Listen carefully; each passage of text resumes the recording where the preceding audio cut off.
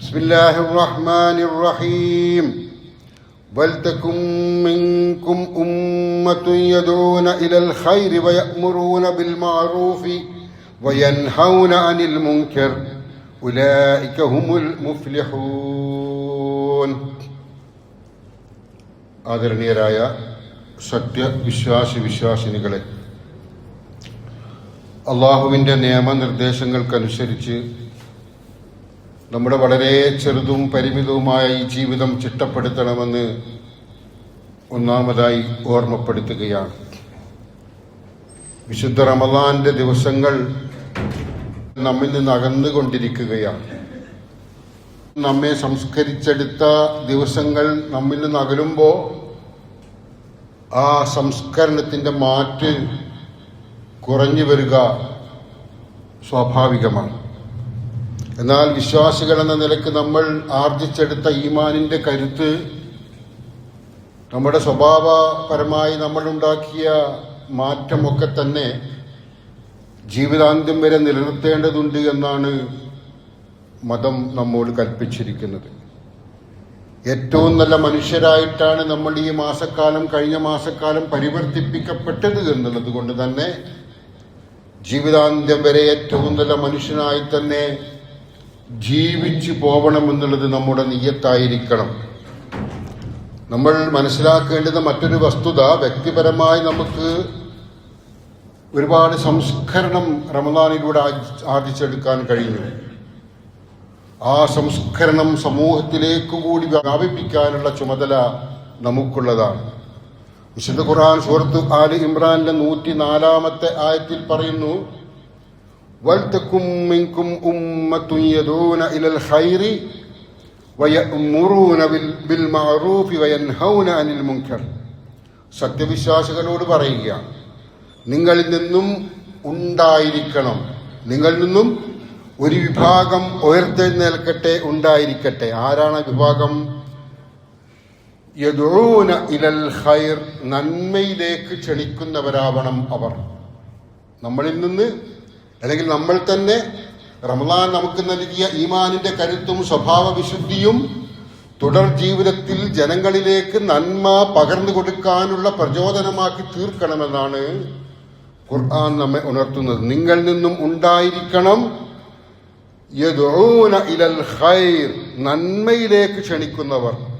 വയഅ്മുറൂന bill മഅറൂഫ്, സദാചാരം, വിശുദ്ധി, പരിപാവനത്വം, സ്വഭാവ സവിശേഷത, ഇതൊക്കെ കൊണ്ട് ജീവിതം ധന്യമാക്കാനുള്ള കൽപ്പന നടത്തുകയും ചെയ്യുന്നവർ. നിങ്ങളിൽ നിന്നുണ്ടാവട്ടെ നന്മയിലേക്ക് ക്ഷണിക്കുകയും സദാചാരം കൊണ്ട് കൽപ്പിക്കുകയും ചെയ്യുന്നവർ.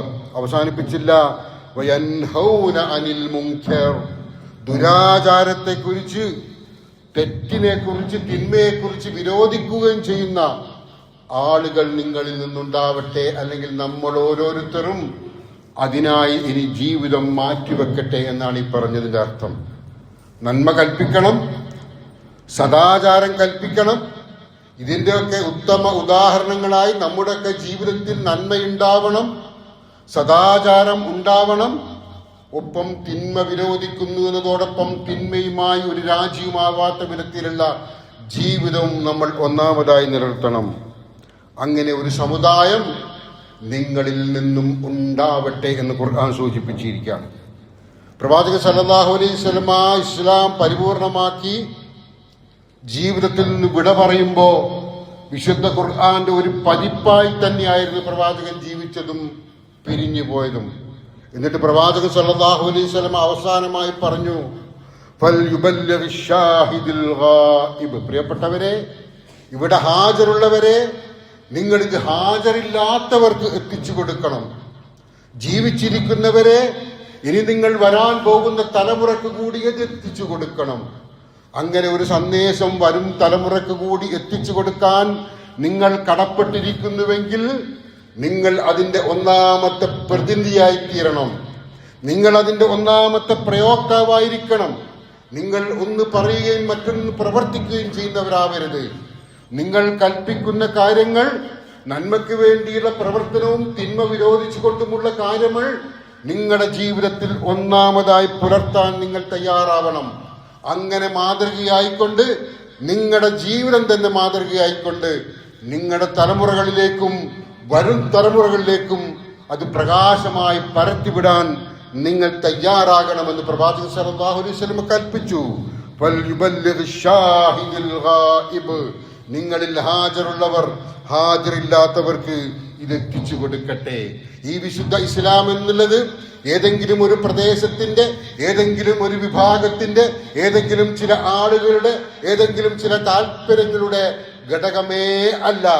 അത് ലോകത്താകമാനമുള്ള മനുഷ്യർക്കും സന്മാർഗം നൽകേണ്ടുന്ന ആദർശമാണ് എന്നുള്ളത് കൊണ്ട് തന്നെ ആ ആദർശം തിരിച്ചറിയാതെയും ആ ആദർശത്തിലേക്ക് എത്തിപ്പെടാതെയും ആ ആദർശത്തെ കണ്ടറിയാൻ അവസരമില്ലാതെയും പോയ ആളുകളിലേക്ക് കൂടി അതെത്തിക്കണം.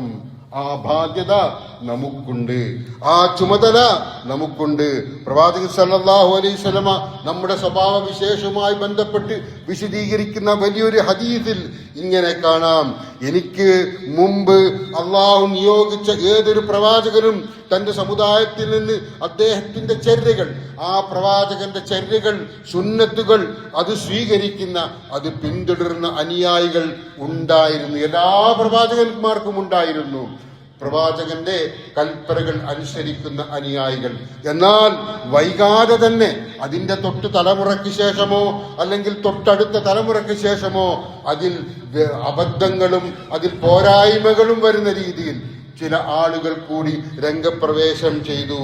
എന്ന് വെച്ചാൽ പ്രവർത്തിക്കാത്ത കാര്യങ്ങൾ പറയുകയും കൽപ്പിക്കാത്ത കാര്യങ്ങൾ പ്രവർത്തിക്കുകയും ചെയ്യുന്ന ആളുകൾ. മതം എന്നുള്ളത് ഏടിലേക്ക് മാറ്റിവെച്ചുകൊണ്ട് ഇസ്ലാം എന്നുള്ളത് അല്ലെങ്കിൽ പ്രവാചകൻ പഠിപ്പിച്ച ദീൻ എന്നുള്ളത് എന്താണെന്ന് തിരിച്ചറിപോലും ഗവേഷണം പോലും നടത്താതെ, പഠിക്കുക പോലും ചെയ്യാതെ തന്നിഷ്ടമനുസരിച്ച് മതത്തെ കൈയാളാൻ അവർ തയ്യാറായി. തന്നിഷ്ടമനുസരിച്ച് മതം പ്രബോധനം ചെയ്യാൻ അവർ തയ്യാറായി. അതുകൊണ്ട് തന്നെ അവരുടെ ജീവിതത്തിൽ മതമുണ്ടായിരുന്നില്ല. അവർ പറഞ്ഞുകൊണ്ടേയിരുന്നു, പക്ഷെ അതൊന്നും ജീവിതത്തിൽ ഉണ്ടായിരുന്നില്ല. അത്തരത്തിൽ പ്രവാചകന്മാർക്ക് ശേഷമുള്ള ആളുകൾ വന്നുകൊണ്ടിരുന്നു. പ്രവാചകൻ പറയുകയാണ്, ഫമൻ ജാഹദഹും ബിയദിഹി ഫഹുവ മുഅ്മിനുൻ. അന്ന് അക്കാലത്ത്, അതായത് ആളുകൾ മതത്തെ വികൃതമാക്കി വികലമാക്കി നമ്മുടെ ചുറ്റും യഥാർത്ഥ മതം മാഞ്ഞു പോകുന്ന രീതിയിൽ തിരിച്ചറിയാൻ കഴിയാതെ പോകുന്ന അവസ്ഥയിലേക്ക് വന്നാൽ നിങ്ങൾ ഫമൻ ജാഹദഹും ബിയദിഹി ഫഹുവ മുഅ്മിനുൻ, ആരെങ്കിലും തന്റെ കൈകൊണ്ട് അവരോട് പോരാടണം. ആരായാലും തന്റെ കൈകൊണ്ട് അവരോട് പോരാടണം. അവർക്ക് നേരെ അതിക്രമം കാണിക്കണമെന്നല്ല. അധികാരമുള്ളവർ, സ്വാധീനമുള്ളവർ, മഹലിലുള്ളവർ, മഹലിന്റെ ചുമതലപ്പെട്ട ആളുകൾ, ആ മഹലുമായി ബന്ധപ്പെട്ട ആളുകളിൽ ഇത്തരം തിന്മകൾ കാണുമ്പോൾ അവരോട് ഉപദേശിച്ച് അവരെ നല്ല വഴിയിലേക്ക് കൊണ്ടുവരാനുള്ള നിയമങ്ങൾ കൊണ്ടുവന്നുകൊണ്ട് പ്രാവർത്തികമാക്കണം. അല്ലെങ്കിൽ അധികാരമുള്ള ആളുകൾ അധികാരം പ്രയോഗിച്ചു കൊണ്ടിരിക്കണം. എന്നിട്ട് പ്രവാചകൻ തുടരുകയാണ്, അതെല്ലാ കാലത്തുമുള്ള എല്ലാ ജനങ്ങൾക്കും പ്രാവർത്തികമാക്കാൻ കഴിയുന്ന ഒന്നല്ല എന്നതുകൊണ്ട് തന്നെ പ്രവാചകൻ തുടർന്നു, വമൻ ജാഹദഹും ബിലിസാനിഹി ഫഹുവ മുഅ്മിനുൻ. അധികാരം കൊണ്ട് കൈയാളാൻ എല്ലാവർക്കും കഴിഞ്ഞുകൊള്ളണമെന്നില്ല, അത് അധികാരമുള്ളവർക്കേ കഴിയൂ. അപ്പൊ എന്ത് ചെയ്യണം? അവന്റെ നാവ് കൊണ്ട് അവരോട് പോരാടണം. എന്ന് വെച്ചാൽ നീ ചെയ്യുന്നത് തിന്മയാണ്, ഇത് മതമല്ല, ഇത് വികൃതമാക്കപ്പെട്ട മതമാണ്, ഇസ്ലാം എന്നുള്ളത് ഇന്നതാണ് എന്ന് അവനോട് ബോധിപ്പിച്ചു കൊണ്ടിരിക്കണം. ആരാ ബോധിപ്പിക്കേണ്ടത്? നമ്മളാ ബോധിപ്പിക്കേണ്ടത്. പ്രവാചകൻ പറഞ്ഞു, അധികാരമുള്ള ആളുകൾ അല്ലെങ്കിൽ കൈകൊണ്ട് തടയാൻ കഴിയുന്നവർ കൈകൊണ്ട് തടയുക. നമ്മുടെ വീട്ടിലാണ് ഒരു അനാചാരം അല്ലെങ്കിൽ ഒരു മതവിരുദ്ധമായ പ്രവർത്തനം നടക്കുന്നതെങ്കിൽ നമ്മുടെ മക്കളെ കൈകൊണ്ട് തടയാൻ നമുക്ക് കഴിയും. പുറത്തെ അയൽവീടിലോ പുറത്തോ അതിന് കഴിഞ്ഞുകൊള്ളണമെന്നില്ല. അപ്പോ നമുക്ക് ചെയ്യാൻ കഴിയുന്ന ഒന്നാണ് നാവ് കൊണ്ട് അവരോട് ഉപദേശിക്കുക. എന്നാൽ അതിന് പോലും ഇല്ലാത്ത സാഹചര്യം ഉണ്ടായേക്കാം. വമൻ ജാഹദഹും ബിഖൽബിഹി ഫഹുവ മുഅ്മിനുൻ. മൂന്നാമതായി പ്രവാചകൻ പറയുകയാണ്, ആരെങ്കിലും തന്റെ ഹൃദയം കൊണ്ട് അവരോട് പോരാടിയാൽ അവന് ഉപദേശിച്ച് മറ്റവനെ മാറ്റിയെടുക്കാൻ കഴിയുന്ന സാഹചര്യമല്ല, അല്ലെങ്കിൽ അധികാരം കൊണ്ട് തന്റെ കൈകൊണ്ട് അവനെ തടയാൻ സാധിക്കുന്ന അവസ്ഥയല്ല എങ്കിൽ അവൻ ചെയ്യുന്ന തിന്മയെ ഹൃദയം കൊണ്ടെങ്കിലും വെറുക്കണം. അവൻ എന്തെങ്കിലും ചെയ്തോട്ടെ, സാരമില്ല എന്ന രീതിയിൽ അതിനെ അവഗണിക്കരുത്. ഹൃദയം കൊണ്ടെങ്കിലും ഓരോ തിന്മക്കുമെതിരെ ഒരു വിശ്വാസി പോരാടിക്കൊണ്ടിരിക്കണം, അല്ലെങ്കിൽ മനസ്സിൽ അതിനോട് വെറുപ്പുണ്ടാകണമെന്നും പ്രവാചകൻ സല്ലല്ലാഹു അലൈഹി വസല്ലം പറയുകയാണ്. എന്നിട്ട് പ്രവാചകൻ തുടർന്നു, വലൈസ വറാഅ ദാലിക മിനൽ ഈമാനി ഹബ്ബത്ത് ഹർദൽ, അതിനപ്പുറം കടുമണി പോലുമുള്ള ഒരു വിശ്വാസമേ ഇല്ല. നമ്മൾ വിശ്വാസികളാണ്, സത്യവിശ്വാസികളാണ്. ഖുർആൻ വചനത്തിൽ നേരത്തെ സൂചിപ്പിച്ച കൽപ്പനകൾ സത്യവിശ്വാസികളോടാണ്, നമ്മളോടാണ്. പ്രവാചകൻ പറയുകയാണ്, ഒരു തിന്മ കണ്ടാൽ കൈകൊണ്ട് തടയുക, അല്ലെങ്കിൽ ഉപദേശിച്ച് അതിനെ മാറ്റാൻ ശ്രമിക്കുക, അതുമല്ലെങ്കിൽ മനസ്സുകൊണ്ടെങ്കിലും അതിനെ വെറുക്കുക. ഇല്ല എങ്കിൽ അവന് ഈമാൻ ലവലേശവും ഇല്ല എന്നാണ് അതിനർത്ഥം. ഒരു ലവലേശവും ഈമാനില്ല. അപ്പൊ സത്യവിശ്വാസികൾ എന്ന നിലക്ക് ആവർത്തിച്ച് പറയുകയാണ്, റമദാനിൽ നമ്മൾ എടുത്ത ആ ഈമാനിന്റെ കരുത്ത് നമ്മൾ ഏതൊക്കെ മേഖലയിൽ പ്രവർത്തിപ്പിക്കേണ്ടതുണ്ട്, ഏതൊക്കെ മേഖലയിലേക്ക് കൊണ്ടെത്തിക്കേണ്ടതുണ്ട് എന്ന് മനസ്സിലാക്കണം. ഒരുപാട് കാര്യങ്ങൾ കൊണ്ട് ഈ സമൂഹത്തിൽ ഇസ്ലാമിന് വിരുദ്ധം, അത് ഇരിക്കട്ടെ, മനുഷ്യന് വിരുദ്ധമായ രീതിയിലുള്ള തിന്മകൾ ഇങ്ങനെ വ്യാപിച്ചു കൊണ്ടിരിക്കുകയാണ്. ലഹരി ഒരു ഭാഗത്ത്, മദ്യം മറ്റൊരു ഭാഗത്ത്, വ്യഭിചാരം വേറൊരു ഭാഗത്ത്, ഇടകലർന്ന് സ്ത്രീയും പുരുഷനും ഇടകലർന്നുകൊണ്ടുള്ള ജീവിതം വേറൊരു ഭാഗത്ത്. അതിനുമൊക്കെ അപ്പുറം നാവ് കൊണ്ട് ലൈസൻസ് ഇല്ലാത്ത വിധത്തിൽ അശ്ലീലങ്ങൾ പറഞ്ഞ് അപഹസിച്ച് പ്രചരിപ്പിച്ചുകൊണ്ടൊക്കെ ആളുകൾ അങ്ങനെ വിരാജിക്കുകയാണ്. ഇലക്ഷന്റെ സമയമാണ്, നമ്മൾ ഒരുപാട് കണ്ടുകൊണ്ടിരിക്കുകയാണ്. നാവിന് വിശ്രമമില്ല, എന്തും പറയാവുന്ന അവസ്ഥയിലാണ്. പ്രതിയോഗികളെ കുറിച്ച് എന്തും വിളിച്ചു പോവാനുള്ള ഒരവസ്ഥയാണ് ഏതാണ്ട് എല്ലാ രാഷ്ട്രീയക്കാരും കൈയാളിക്കൊണ്ടിരിക്കുന്നത്. പ്രിയപ്പെട്ടവരെ, വിശ്വാസികൾ എന്ന നിലക്ക് നമുക്ക് ആ ഭാഗത്തേക്ക് ചിന്തിച്ചു നോക്കാൻ പോലും കഴിയില്ല. നമ്മുടെ ഒരു തിന്മയെ കൈകൊണ്ട് തടയുകയോ അല്ലെങ്കിൽ ഉപദേശിച്ച് മാറ്റാൻ ശ്രമിക്കുകയോ, അതുമല്ലെങ്കിൽ മനസ്സുകൊണ്ട് അതിനെ തടയുകയോ ചെയ്യണം. വിശുദ്ധ ഖുർആൻ കൂടി വിശദീകരിച്ചുകൊണ്ട് ആലി ഇമ്രാന്റെ 3-ാമത്തെ അധ്യായമായ ആലി ഇമ്രാനിലെ 110-ാമത്തെ ആയത്ത് ഇങ്ങനെ കാണും, കുന്തും ഖൈറ ഉമ്മ ഉഖ്രിജത് ലിന്നാസി തഅ്മുറൂന ബിൽ മഅറൂഫ് വതൻഹൗന അനിൽ മുൻകരി വതുഅ്മിനൂന ബില്ലാഹ് വലൗ ആമന അഹ്ലുൽ കിതാബി ലകാന ഖൈറൻ ലഹും മിൻഹുമുൽ മുഅ്മിനൂന വഅക്തറുഹുൽ ഫാസിഖൂൻ. നിങ്ങൾ മനുഷ്യർക്ക് വേണ്ടി പുറപ്പെടുവിക്കപ്പെട്ട, മനുഷ്യർക്ക് വേണ്ടി നിയോഗിക്കപ്പെട്ട ഉത്തമ സമുദായമാണ് നമ്മോടാ പറയുന്നത്. നിങ്ങൾ ലോകത്താകമാനമുള്ള മനുഷ്യർക്ക് വേണ്ടി നിയോഗിക്കപ്പെട്ട ഉത്തമരായ വിഭാഗമാകുന്നു. നിങ്ങൾ എന്ത് ചെയ്യണം? സദാചാരം കൽപ്പിക്കണം, നിങ്ങൾ നന്മ കൽപ്പിക്കണം, നിങ്ങൾ ദുരാചാരത്തെ വിരോധിക്കണം. ദുരാചാരത്തെക്കുറിച്ച് മിണ്ടാതിരിഞ്ഞ് വെറും സദാചാരം മാത്രം കൽപ്പിച്ചു കൊണ്ടിരുന്നാൽ പോരാ, ദുരാചാരത്തെ എതിർക്കുകയും വേണം, തിന്മയെ എതിർക്കുകയും വേണം, അള്ളാഹുവിൽ വിശ്വസിക്കുകയും ചെയ്യണം. വതുഅ്മിനൂന ബില്ലാഹ്, അള്ളാഹുവിൽ വിശ്വസിക്കുന്നവരുമായിരിക്കണം നിങ്ങൾ. അള്ളാഹുവിൽ ഉറച്ച വിശ്വാസത്തോടെ നന്മയെ നിലനിർത്താനും തിന്മയ്ക്കെതിരെ പോരാടാനും നിങ്ങൾ തയ്യാറാവണമെന്ന് വിശുദ്ധ ഖുർആൻ സൂറത്തുൽ ആലി ഇമ്രാനിൽ കൂടെയും സൂചിപ്പിക്കുകയാണ്. പ്രിയപ്പെട്ടവരെ, ഉത്തമ സമുദായം എന്ന് പറഞ്ഞാൽ ആരാണ്? നമ്മളെ കുറിച്ചാണ് പറഞ്ഞിരിക്കുന്നത്. ഒന്നാമതായി ഉഖ്രിജതു ലിന്നാസ്, ഈ ആയത്തിൽ പറയുന്നു ഉഖ്രിജതു ലിന്നാസ്, ജനങ്ങൾക്ക് വേണ്ടി ജീവിക്കുന്നവരാവണം അവർ. ജനങ്ങൾക്ക് വേണ്ടി ജീവിക്കുന്നവരാവണം എന്ന് വെച്ചാൽ ജനങ്ങളുടെ ആവശ്യങ്ങൾ, ജനങ്ങളുടെ ഭൗതികമായ ആവശ്യങ്ങളൊക്കെ കണ്ടറിയാൻ ഒരു വിശ്വാസിക്ക് കഴിയണം. അവന്റെ വേദന തിരിച്ചറിയാൻ ഒരു വിശ്വാസിക്ക് കഴിയണം. അവനെ സഹായിക്കാനുള്ള മനസ്സ് ഒരു വിശ്വാസിക്കുണ്ടാവണം. ആരായാലും അതിൽ വകഭേദമില്ല. അങ്ങനെയുള്ളവരായിരിക്കണം വിശ്വാസി. അതാണ് ഉത്തമ സമുദായം. ഇവിടെ സൂചിപ്പിക്കുന്നു ഉഖ്രിജതു ലിന്നാസ്, ജനങ്ങൾക്ക് വേണ്ടി ജീവിക്കാൻ കഴിയണം. ജനങ്ങൾക്ക് വേണ്ടി ജീവിക്കാൻ കഴിയണമെന്ന് പറയുമ്പോൾ ഒരുപാട് ത്യാഗങ്ങൾ നമ്മൾ അനുഷ്ഠിക്കേണ്ടി വരും. നമ്മൾ നമുക്കായി കണക്കാക്കിയ പലതും നമ്മൾ ത്യജിക്കേണ്ടി വരും. നമ്മൾ നമുക്കായി കണക്കാക്കിയ സമ്പത്ത്, നമ്മൾ നമുക്കായി കണക്കാക്കിയ സമയം, നമ്മൾ നമുക്കായി കണക്കാക്കിയ ആരോഗ്യം, അതൊക്കെയും മാറ്റിവെച്ച് അല്ലെങ്കിലും അതൊക്കെ വിഹിതം വെച്ച് നൽകേണ്ടി വരും. അങ്ങനെയുള്ളവരായി തീരണം വിശ്വാസി എന്ന് ഇതിൽ ഒന്നാമതായി സൂചിപ്പിക്കുകയാണ്. രണ്ടാമതായി പറയുന്നത് തഅ്മുറൂന ബിൽ മഅറൂഫ്, നന്മ കൽപ്പിക്കുന്നവരാവണം അവർ. നന്മ കൽപ്പിക്കുന്നവരാവണം അവർ. വലത് കൈകൊണ്ട് കുടിക്കുക എന്ന് പറഞ്ഞാൽ, വലത് കൈകൊണ്ട് ഭക്ഷണം കഴിക്കുക എന്ന് പറഞ്ഞാൽ, വലത് കൈകൊണ്ട് തന്നെ കഴിക്കുന്ന ആളുകൾ വലത് കൈകൊണ്ട് തന്നെ വെള്ളം കൂടി കുടിക്കണമെന്നുള്ളത് ഇസ്ലാമിലെ നിയമമായിരിക്കെ അതിനൊരു മാറ്റം വരുത്താൻ വിശ്വാസികൾ തയ്യാറാവരുത്. അങ്ങനെ തന്റെ ജീവിതത്തെ ക്രമപ്പെടുത്താൻ തയ്യാറാകണം. സമൂഹത്തിൽ സ്നേഹവും കാരുണ്യവും നീതിയൊക്കെ നിലനിർത്താനുള്ള പരിശ്രമങ്ങൾ നടത്തണം. അതാണ് നന്മ കൽപ്പിക്കുക എന്ന് പറയുമ്പോൾ തിന്മ, അതുപോലെ തന്നെ തൻഹൗന അനിൽ മുൻകർ, വിശ്വാസ ആചാര സാംസ്കാരിക ജീർണതകൾ, ഒരുപാട് ജീർണതകളുണ്ട്. നേരത്തെ സൂചിപ്പിച്ചതുപോലെ സോഷ്യൽ മീഡിയയിലൂടെ കണ്ടുവരുന്ന അപവാദ പ്രചരണങ്ങൾ അടക്കമുള്ള വിമർശനം, പരിധി വിട്ടുപോകുന്ന വിമർശനങ്ങൾ അടക്കമുള്ള കാര്യങ്ങൾ, തിന്മകൾ, ഒരുപാട് തിന്മകൾ സമൂഹത്തിൽ വ്യാപകമായി കിടക്കുകയാണ്. മതത്തിന്റെ പേരിലെ തിന്മകളുണ്ട്, അല്ലാതെ ഭൗതികമായി ആസ്വാദനത്തിന്റെ പേരിലെ തിന്മകളുണ്ട്. അവയൊക്കെയും ഇസ്ലാം തള്ളിക്കളഞ്ഞതാണ്. അതുകൊണ്ട് തന്നെ വിശ്വാസി എന്ന നിലക്ക് അവയുമായി ഒരിക്കലും ചേർന്ന് നിൽക്കാൻ പാടില്ല എന്ന് മാത്രമല്ല, അതിനെതിരെ പോരാടുന്നവർ കൂടിയാവണം അവർ എന്നുകൂടി സൂചിപ്പിക്കുകയാണ്. നാലാമതായി ഇവിടെ സൂചിപ്പിക്കുന്നത് ഏറ്റവും പ്രധാനപ്പെട്ട കാര്യമാണ് തുഅ്മിനൂന ബില്ലാഹ്, അള്ളാഹുവിൽ ഭരമേൽപ്പിക്കുന്നവരാണ്, അല്ലെങ്കിൽ അള്ളാഹുവിൽ പരിപൂർണ വിശ്വാസമുള്ളവരാണ് അവർ.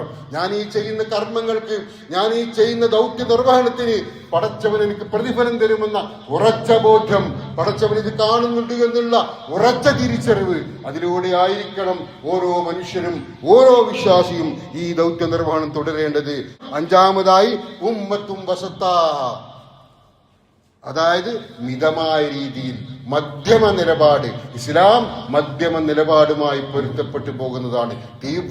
തീവ്രവാദം ഇസ്ലാമിൽ ഇല്ലേ ഇല്ല. അതുപോലെ ഈ പരിഷ്കരണത്തിന്റെ പേരിലുള്ള വളരെ താഴ്ന്ന രീതിയിലുള്ള ജീർണതകളോ അതും ഇസ്ലാമിലില്ല. ശ്രദ്ധിക്കേണ്ടത് മധ്യമ നിലപാടാണ് ഇസ്ലാം മുന്നോട്ട് വെച്ചിരിക്കുന്നത്. ആ നിലപാടുമായി നാം മുന്നോട്ട് പോവേണ്ടതുണ്ട്. പ്രവാചകൻ സല്ലല്ലാഹു അലൈഹി വസല്ലം പറഞ്ഞു, ഹലക്കൽ മുതനത്തിഊൻ, മതത്തിൽ തീവ്രത കാണിക്കുന്നവൻ നശിച്ചിരിക്കുന്നു. മതത്തിൽ തീവ്രത കാണിക്കുന്നവൻ നശിച്ചിരിക്കുന്നു എന്ന് പറഞ്ഞാൽ, മതം കൽപ്പിച്ച 5 നേരത്തെ നമസ്കാരം അത് അതിന്റെ യഥാസമയത്ത് സുബൈക്ക് പുലർച്ചെ എഴുന്നേറ്റ് ക്ഷീണമായിരുന്നാലും അല്ലെങ്കിൽ കാലാവസ്ഥ പ്രതികൂലമായിരുന്നാലും ആ നിസ്കാരത്തിന് തയ്യാറെടുക്കുക എന്നുള്ളത് തീവ്രതയല്ല. അത് ആദർശ പ്രതിബദ്ധതയാണത്. തീവ്രത എന്ന് പറഞ്ഞാൽ എന്താണ്? ആയിഷ റളിയല്ലാഹു അൻഹയുടെ അടുക്കൽ പ്രവാചകന്റെ ജീവിതം പഠിക്കാൻ വന്ന 3 സഹാബികളുടെ ചരിത്രം നമ്മൾ കേട്ടതല്ലേ? ഒരു മനുഷ്യൻ പറഞ്ഞു, ഞാൻ പകൽ മുഴുവനും നോമ്പനുഷ്ഠിച്ചു കൊണ്ടേയിരിക്കും. മറ്റൊരു മനുഷ്യൻ പറഞ്ഞു, ഞാൻ രാത്രി മുഴുക്കെ നമസ്കരിച്ചു കൊണ്ടേയിരിക്കും. വേറൊരാൾ പറഞ്ഞിരിക്കുന്നത്, ഞാൻ വിവാഹം കഴിക്കില്ല, ആരാധനകളിൽ മുഴുകി ജീവിക്കും. പ്രവാചകൻ ആ 3 കാഴ്ചപ്പാടിനെയും തള്ളിക്കളഞ്ഞുകൊണ്ട് പറഞ്ഞു, ഞാനാണ് നിങ്ങൾക്ക് മാതൃകയായി റസൂലായി ജീവിക്കുന്നത്. ഞാൻ നമസ്കരിക്കുന്നു, ഞാൻ ഉറങ്ങുന്നു, ഞാൻ നോമ്പനുഷ്ഠിക്കുന്നു, നോമ്പനുഷ്ഠിക്കാതിരിക്കുന്നു, ഞാൻ വിവാഹം കഴിച്ചിട്ടുണ്ട്. അതുകൊണ്ട് എന്റെ ചര്യയാണ് ഇസ്ലാം. അതിൽ നിന്ന് മാറിക്കൊണ്ട് അതിനപ്പുറം എന്തൊക്കെയോ വാരിക്കൂട്ടാനുള്ള അമിതമായ ആവേശം അത് ഇസ്ലാമികമല്ല എന്ന് പ്രവാചകൻ സല്ലല്ലാഹു അലൈഹി വസല്ലം ഉണർത്തി. അതുകൊണ്ട് തന്നെ മതം എന്ന് പറയുമ്പോൾ നമ്മൾ ശ്രദ്ധിക്കേണ്ടുന്ന വളരെ പ്രധാനപ്പെട്ട കാര്യം പ്രവാചകൻ സല്ലല്ലാഹു അലൈഹി വസല്ലമയുടെ മാതൃക അനുസരിച്ചുള്ള ജീവിതം തന്നെയായിരിക്കണം എന്നുകൂടി നാം മനസ്സിലാക്കുക. അതുപോലെ സംസാരം പോലും അതുപോലും പ്രവാചകൻ സല്ലല്ലാഹു അലൈഹി വസല്ലമയുടെ സംസാരത്തെ കുറിച്ച് പറഞ്ഞു. വളരെ മയത്തിൽ മിതമായ രീതിയിൽ ഒരുപാട് ആവർത്തിച്ചൊന്നും പറയാതെ മിതമായ രീതിയിൽ സംസാരിച്ചു കൊണ്ടിരുന്ന വിശുദ്ധ വ്യക്തിത്വമായിരുന്ന പ്രവാചകൻ. ശബ്ദം ഒരുപാട് ഉയർത്താതെ, അങ്ങനെ തീരെ താഴ്ത്താതെയും ആളുകൾക്ക് മനസ്സിലാവുന്ന രീതിയിൽ പറഞ്ഞു കൊടുത്തു. ഒരുപാട് പറയുക എന്നുള്ളത് മനുഷ്യന്റെ ഗുണമല്ല എന്നുകൂടി നാം മനസ്സിലാക്കണം. ഇപ്പൊ സംസാരത്തിൽ പോലും മിതത്വം പാലിച്ചുകൊണ്ട്, സ്വഭാവത്തിൽ പോലും മിതത്വം പാലിച്ചുകൊണ്ട്, ആരാധനാകർമ്മങ്ങളിൽ പോലും മിതത്വം പാലിച്ചുകൊണ്ടായിരിക്കണം ഒരു വിശ്വാസി ജീവിക്കേണ്ടത്. പ്രവാചകൻ സല്ലല്ലാഹു അലൈഹി വസല്ലം പറഞ്ഞു, അൽ ഖസ്ത തബ്ലുഗു, നിങ്ങൾ മിതത്വം പാലിക്കണേ, നിങ്ങൾ മിതത്വം പാലിക്കണേ, എങ്കിൽ നിങ്ങൾ ലക്ഷ്യസ്ഥാനത്തെത്തുക തന്നെ ചെയ്യും. മിതത്വം പാലിച്ചാൽ നിങ്ങൾ ലക്ഷ്യസ്ഥാനത്തെത്തും. അതുകൊണ്ട് പ്രിയപ്പെട്ടവരെ, ഈ മതം ഇസ്ലാം എന്നുള്ളത് ലളിതമാണ്, അത് സുന്ദരമാണ്, അത് മനോഹരമാണ്, അത് മനുഷ്യനാകെ സംസ്കരിച്ചെടുക്കുന്നതാണ്. നമ്മുടെ മനസ്സിൽ നിറഞ്ഞു നിൽക്കുന്ന നമ്മുടെ മക്കളോട്, നമ്മുടെ ഭാര്യയോട്, നമ്മുടെ വീടിനോട്, നമ്മുടെ നാടിനോടൊക്കെയുള്ള ആ സ്നേഹമുണ്ടല്ലോ, ആ സ്നേഹത്തെ അങ്ങനെ പിന്നെയും വളർത്തിക്കൊണ്ടുവന്ന് മക്കളോടും ഭാര്യയോടും മാതാപിതാക്കളോടും മനുഷ്യരോടും ഒക്കെയുള്ള പ്രതിബദ്ധത ഒന്നുകൂടി ഊട്ടിയുറപ്പിച്ച് കൊണ്ടുള്ള സന്ദേശമാണ് ഇസ്ലാം നൽകുന്നത്.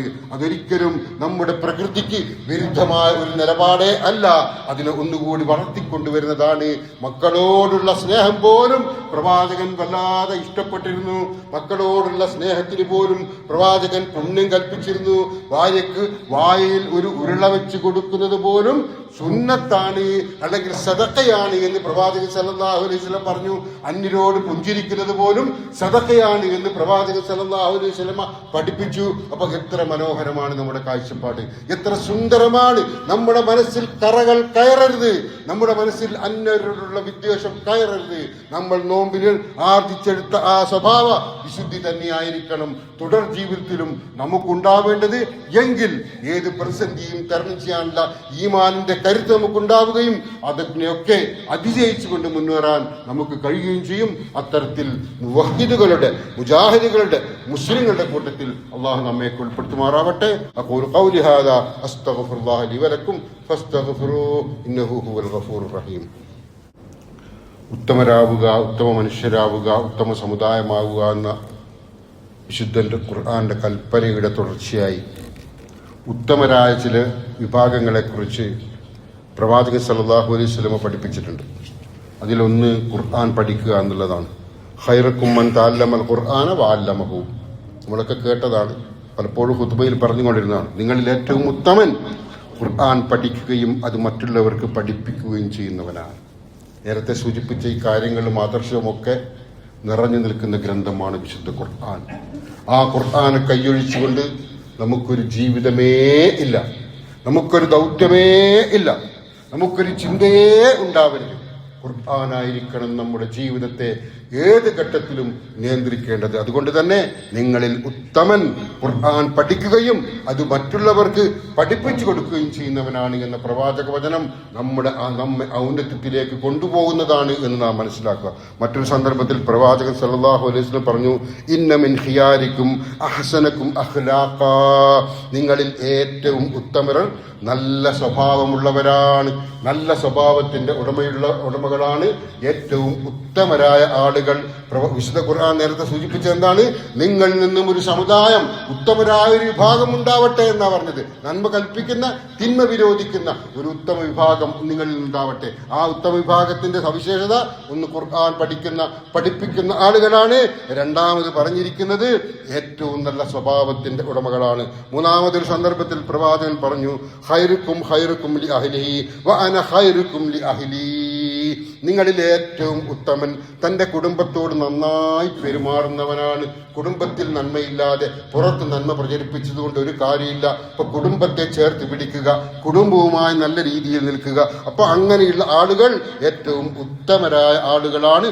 അവരോട് നന്മ കൽപ്പിക്കുന്നവരാണ്, അവർക്ക് വേണ്ടി എല്ലാം ചെയ്തു കൊടുക്കുന്നവരാണ്, അവരെ ചേർത്ത് പിടിക്കുന്നവരാണ് ഉത്തമർ എന്ന് പ്രവാചകൻ സല്ലല്ലാഹു അലൈഹി വസല്ലം പറഞ്ഞു. വ അന ഖൈറുക്കും ലി അഹ്ലി.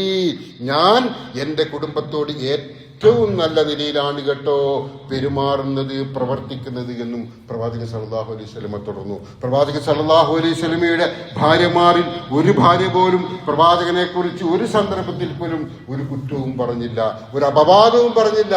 പ്രിയപ്പെട്ടവരെ, മനസ്സിലാക്കണം, പ്രവാചകന്റെ ത്യാഗപൂർണമായ ജീവിതത്തിൽ ഒരുപാട് പ്രയാസങ്ങൾ അനുഭവപ്പെട്ട് ജീവിച്ചു കൊണ്ടിരിക്കുന്ന സന്ദർഭത്തിൽ പലപ്പോഴും പട്ടിണിയും മറ്റു പ്രയാസങ്ങളുമായി കഴിഞ്ഞുകൂടുന്ന ഘട്ടത്തിൽ പോലും പരുഷമായി ഭാര്യയോട് പോലും ഒരു വാക്ക് പോലും പറയാതെ, ദേഷ്യത്തിന്റെ ഒരു അടയാളം പോലും കാണിക്കാതെ പ്രവാചകൻ ജീവിച്ചു. അതുകൊണ്ട് തന്നെ ഭാര്യമാരൊക്കെ പ്രവാചകനെ കുറിച്ച് പറഞ്ഞിരിക്കുന്നത് ഏറ്റവും ഉത്തമനായ മനുഷ്യനാണ് മുഹമ്മദ് നബി എന്ന എന്റെ ഭർത്താവ് എന്നാണ്. അതുകൊണ്ട് തന്നെ ഇവിടെ സൂചിപ്പിച്ചതുപോലെ ഖൈറുക്കും ഖൈറുക്കും ലിഅഹ്ലിഹി വഅന ഖൈറുക്കും ലിഅഹ്ലിഹി, നിങ്ങളിൽ ഏറ്റവും ഉത്തമൻ തന്റെ കുടുംബത്തോട് നന്നായി പെരുമാറുന്നവനാണ്. ഞാൻ ഏറ്റവും നല്ല നിലയിലാണ് എന്റെ കുടുംബത്തോട് പെരുമാറിക്കൊണ്ടിരിക്കുന്നത്. പ്രവാചകൻ സല്ലല്ലാഹു അലൈഹി വസല്ലം മറ്റൊരു സന്ദർഭത്തിൽ പറഞ്ഞതും അക്മലുൽ മുഅ്മിനീന ഈമാനാ അഹ്സനുകും ഖുൽഖാ, സത്യവിശ്വാസികളിൽ ഈമാൻ കൊണ്ട് ഏറ്റവും പൂർണ്ണത കൈവരിച്ചവൻ, ഏറ്റവും ഉത്തമരായവൻ, അവരിൽ ഏറ്റവും നല്ല സ്വഭാവമുള്ളവനാണ്. ഖിയാറുക്കും ലിനിസായിക്കും, നിങ്ങളിൽ ഏറ്റവും ഉത്തമർ തങ്ങളുടെ സ്ത്രീകളോട് അഥവാ ഭാര്യമാരോട് ഏറ്റവും നന്നായി പെരുമാറുന്നവരാണ്. സ്വന്തം വീട്ടിൽ ഏറ്റവും നന്നായി പെരുമാറുന്നവൻ അവനാണ് ഈമാനിന്റെ ഏറ്റവും ശക്തനായ പ്രതിനിധി, ഉത്തമനായ പ്രതിനിധി എന്നും പ്രവാചകൻ സല്ലല്ലാഹു അലൈഹി വസല്ലം അരുളി. അപ്പൊ ഉത്തമരാവുക എന്ന് പറയുന്നത് നന്മ കൽപ്പിക്കുക, തിന്മ വിരോധിക്കുക എന്ന കുറെ വാചകമടിയിൽ മാത്രം ഒതുങ്ങുന്നതല്ല. എല്ലാ അർത്ഥത്തിലും ജീവിതത്തിൽ അത് കാണിച്ചു കൊണ്ടിരിക്കണം. വീട്ടിൽ നിന്ന്, നാട്ടിൽ നിന്ന്, സമൂഹത്തിൽ നിന്ന് ഒക്കെ തന്നെയും ആ ഉത്തമൻ എന്ന രീതിയിലുള്ള ആ പ്രകാശം അവനിലൂടെ ഇങ്ങനെ നിർഗളിച്ചു കൊണ്ടിരിക്കണം. അവനാണ് സത്യവിശ്വാസി, അവൻ മാത്രമാണ് സത്യവിശ്വാസി.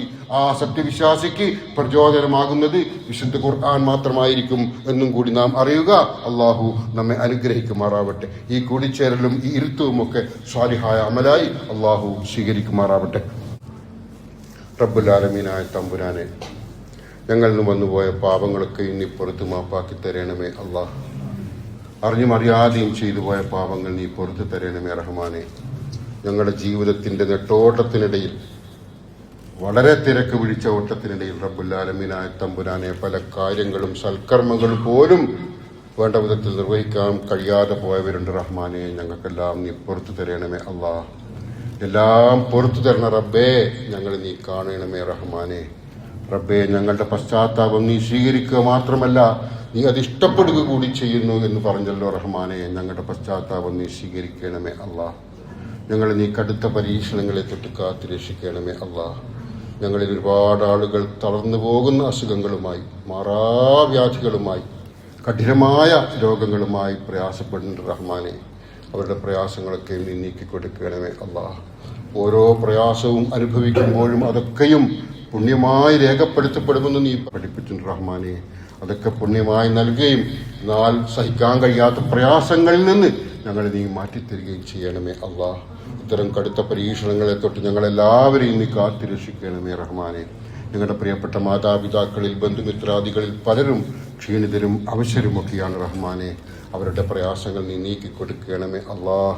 അവരുടെ കൊച്ചു കൊച്ചു ആഗ്രഹങ്ങൾ നീ നിറവേറ്റി കൊടുക്കണമേ അള്ളാഹ്. ഈ ദുനിയാവിൽ സമാധാനത്തോടെ ജീവിച്ച് പിരിയാനുള്ള തൗഫീഖ് അവർക്കും ഞങ്ങൾക്കും നീ പ്രദാനം ചെയ്യണമേ റഹ്മാനെ. ഞങ്ങളുടെ പ്രിയപ്പെട്ട മാതാപിതാക്കളിൽ പലരും ബർസഖീ ലോകത്താണ് റഹ്മാനെ. പരലോകത്തേക്ക് യാത്രയായിരിക്കുകയാണ് അള്ളാഹ്. അവർക്ക് നീ പുറത്തു കൊടുക്കണമേ റഹ്മാനെ. അവരുടെ ഖബറിടം നീ വിശാലമാക്കി കൊടുക്കണമേ അള്ളാഹ്.